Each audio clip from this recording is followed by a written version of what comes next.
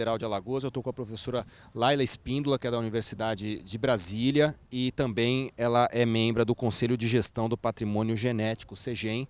Professora, a gente propôs essa conversa para a senhora para falar um pouquinho sobre as novas normas que visam desburocratizar o processo de pesquisa científica no Brasil.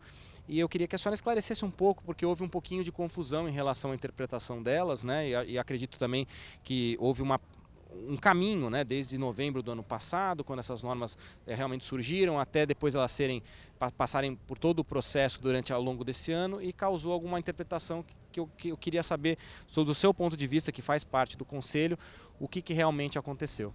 Então, a Lei 13.123, né, conhecida como Lei da Biodiversidade, na realidade ela foi criada dentro da CDB, ou seja, nós estamos dentro de um contexto internacional, que é a Convenção sobre a Diversidade Biológica, que foi assinada na ECO 92, no Rio de Janeiro.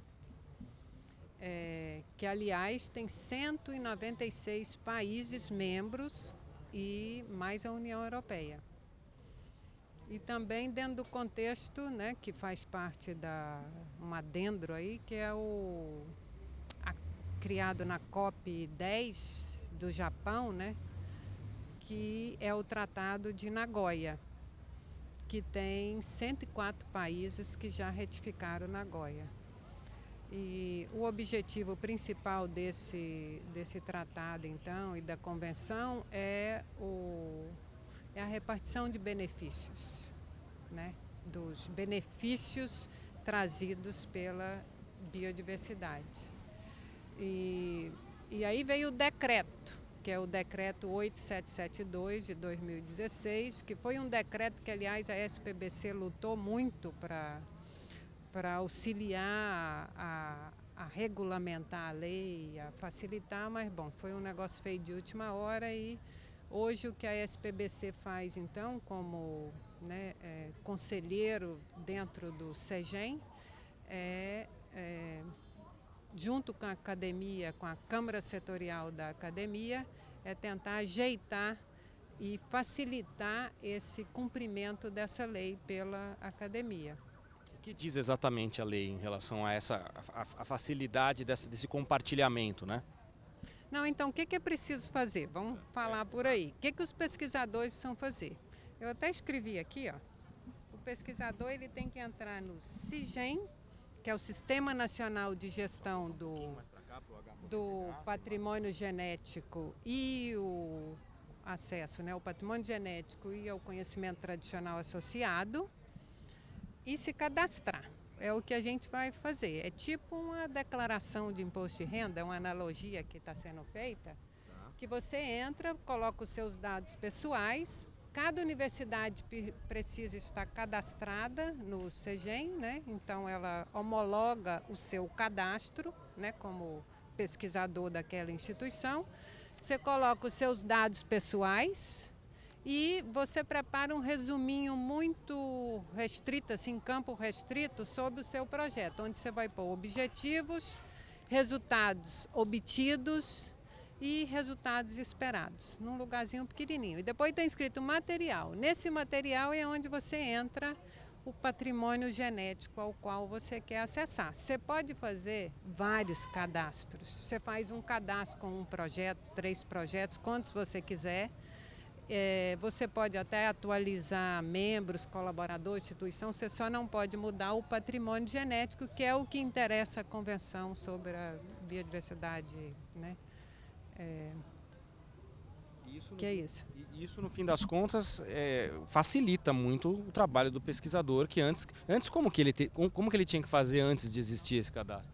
Antes, em 2001, foi criada a medida provisória, que você não era cadastro, era autorização. Era bastante longo, complicado, quase que impossível, sabe? Obter uma autorização. Era um processo longo. Hoje não. Você entra no sistema e faz o seu cadastro. Você pode entrar lá e colocar uma espécie. Eu vou defender minha tese hoje, eu preciso ter esse cadastro. Então eu vou lá e faço o cadastro. Mas, bom, antes de você publicar, você pode até começar a fazer a pesquisa, mas antes de sair uma publicação, um resumo, alguma coisa, você precisa fazer esse cadastro. Mas o que foi as mudanças que foram feitas, né, de março para cá, graças ao apoio da comunidade científica, junto da Câmara Setorial da Academia dentro do CIGEM, e depois aprovado pela plenária do CEGEM, que é composta pela academia, pelo Estado, pela comunidade, né, da sociedade e pelas empresas.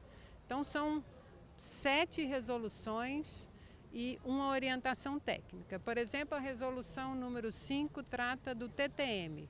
Se eu preciso fazer uma remessa, ou seja, se eu preciso transferir a responsabilidade do patrimônio genético para uma instituição no exterior. Então, eu devo assinar esse TTM, que é um termo de transferência de material. Tá? Tem os detalhes, é melhor entrar no site do Ministério do Meio Ambiente, MMA, né, ministério.gov.br, e tem lá as normas do CIGEM, que aí vê essas resoluções com detalhe. Tem a resolução número 6, se eu olhar aqui de que trata, o nível taxonômico. Se eu trabalho com espécies de fungo, algo que eu não tenho o nome da espécie, né, da família, eu posso lá pôr o reino fungo, alguma coisa, ficou bem mais simplificado.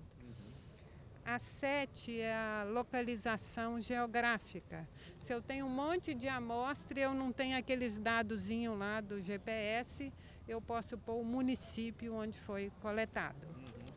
Não exatamente preciso, com um pouco os menos dados. de precisão. Então facilitou. Essas resoluções não caíram do céu, foi uma luta da academia, mas bom, foi um diálogo que foi criado para poder avançar essas questões. Aliás, tem alguns pesquisadores que reclamam e falam: é impossível, não avançou nada, não fez nada. Não, avançou. A gente tem que ser responsável.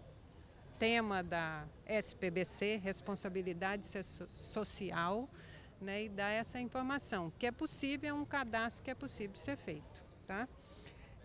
Tem uma resolução número 8, que trata de micro-organismos não isolados, que você também informa o nível taxonômico mínimo, tem lá quais são para cada classe, né, domínio, etc. A resolução número 9, que sobre a identificação do patrimônio genético e o conhecimento tradicional associado, o CEGEM vai disponibilizar depois um documento, talvez uma tabela, que a gente, junto com a academia, estamos também preparando, para poder facilitar a entrega desses dados lá no cadastro. Uma outra resolução que foi aprovada agora, 19 de junho, foi o formulário simplificado para os pesquisadores da área de filogenia, taxonomia, sistemática, epidemiologia, biogeografia, ecologia, que por exemplo, esses pesquisadores, eles já estão inscritos em outros sistemas, CISBio, etc. Então, eles vão poder informar, talvez, o endereço de onde está isso, ou usar já as tabelas que eles têm, etc. Simplificou, né, a confusão que estava. E a resolução 11 também foi muito importante, porque você tem como devolver amostras do patrimônio genético brasileiro, mas que já estavam no exterior antes de toda essa lei, né, antes de todas essas normas. Então, que eram emprestadas, por exemplo, para os botânicos, aquelas essicatas ou insetos, etc., e que estava aqui e não tinha como devolver porque a lei não permitia. Então, com essa resolução, ficou simples, vai poder fazer essa devolução.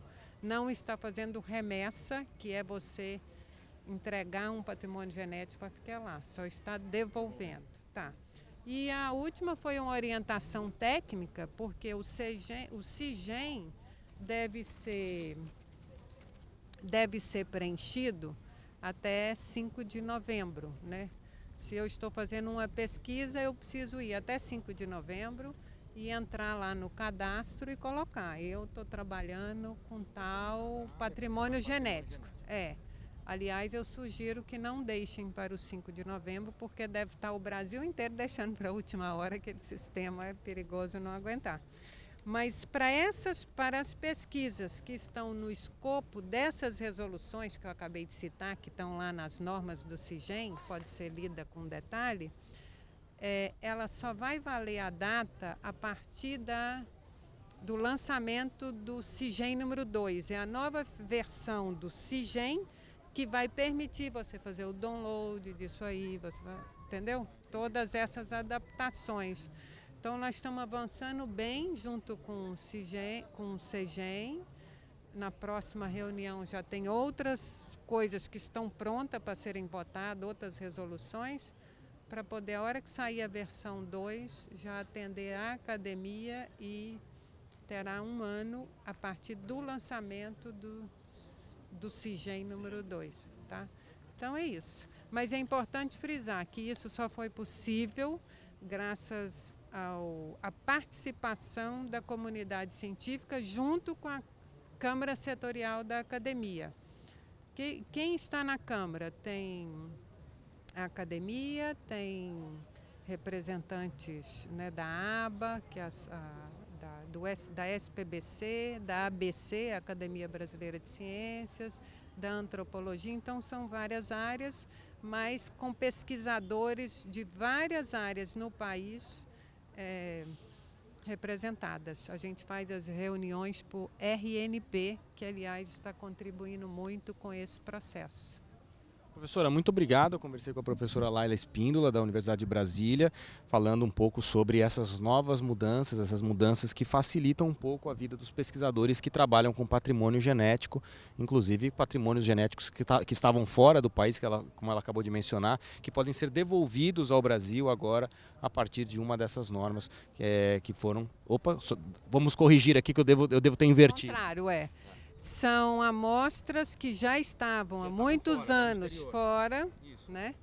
E que são emprestadas, porque é o jeito que esses pesquisadores trabalham para identificar espécies, etc. Eles recebem as amostras e ela chegava aqui, ele não tinha como devolver. Como você vai fazer cooperação, parceria internacional, se você pega emprestado algo que você não devolve, né? Sim. Então é isso. O que foi emprestado. E não como remessa, como a senhora falou. Não é remessa. Tá? Muito obrigado pela entrevista, professora.